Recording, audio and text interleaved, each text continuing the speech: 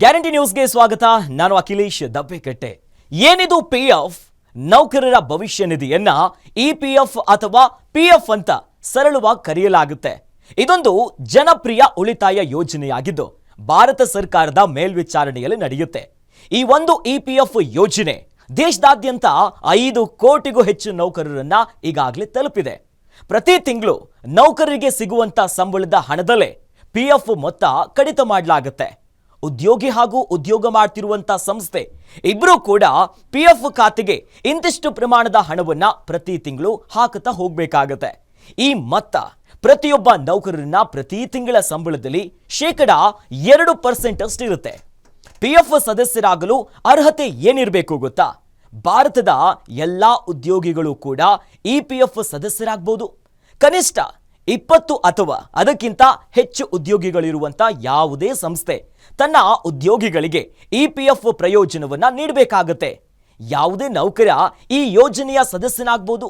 ನೌಕರನ ಭವಿಷ್ಯ ನಿಧಿ ಪ್ರಯೋಜನಗಳು, ವಿಮಾ ಸೌಲಭ್ಯಗಳು ಮತ್ತು ಪಿಂಚಣಿ ಪ್ರಯೋಜನಗಳ ರೂಪದಲ್ಲಿ ಹಲವಾರು ಪ್ರಯೋಜನಗಳನ್ನ ಪಡೆಯೋದಕ್ಕೆ ಅರ್ಹರಾಗಿರ್ತಾರೆ.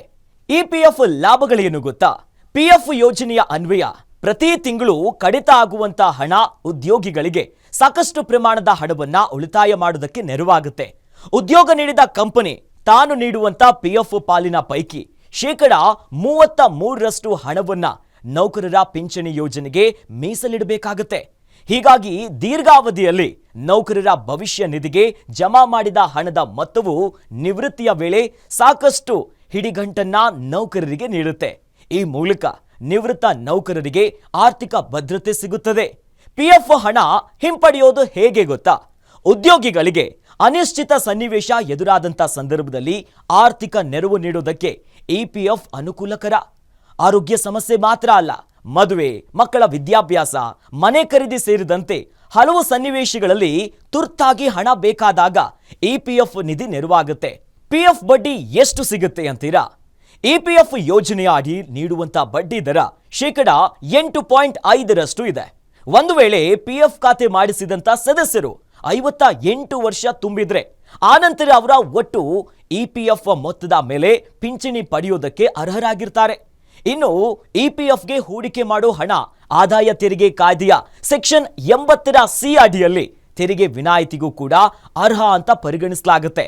ಇದಲ್ಲದೆ ಇಪಿಎಫ್ ಯೋಜನೆಯ ಮೂಲಕ ಬರುವಂತ ಆದಾಯಕ್ಕೆ ತೆರಿಗೆಯಿಂದ ವಿನಾಯಿತಿ ನೀಡಲಾಗುತ್ತೆ. ಇದಾಗಿತ್ತು ಈ ಹೊತ್ತಿನ ಸ್ಪೆಷಲ್. ನೋಡ್ತಾ ಇರಿ ಗ್ಯಾರಂಟಿ ನ್ಯೂಸ್, ಸುದ್ದಿ ಖಚಿತ, ನ್ಯಾಯ ನಿಶ್ಚಿತ. ಗ್ಯಾರಂಟಿ ನ್ಯೂಸ್, ಸುದ್ದಿ ಖಚಿತ, ನ್ಯಾಯ ನಿಶ್ಚಿತ.